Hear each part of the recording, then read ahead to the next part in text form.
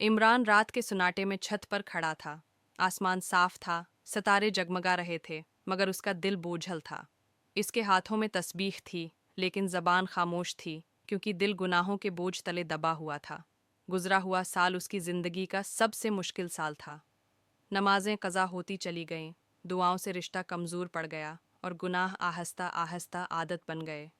वो सोचता था, क्या अल्लाह मुझे अब भी माफ़ करेगा? अचानक उसके दिल में एक ख्याल आया, अल्लाह की रहमत हर गुनाह से बड़ी है। इसी छत पर इमरान सजदे में गिर गया। आंखों से आंसू बहने लगे। लबों पर बस यही अल्फाज थे, या अल्लाह, मुझे मालूम है मैंने बहुत गलतियां की हैं, लेकिन तू सबसे ज़्यादा माफ़ करने वाला है। इस रात इसने सच्चे दिल से अहद किया, अब नमाज को कभी नहीं छोड़ेगा, गुनाहों से दूर रहने की कोशिश करेगा और अल्लाह की रहमत से कभी नामीद नहीं होगा। जब फज्र की अजान हुई तो अमरान के दिल में अजीब सा सुकून था। गुनाह बहुत थे, मगर तौबा सच्ची थी, और अल्लाह के दर पर कोई भी देर से आए खाली हाथ नहीं लौटता।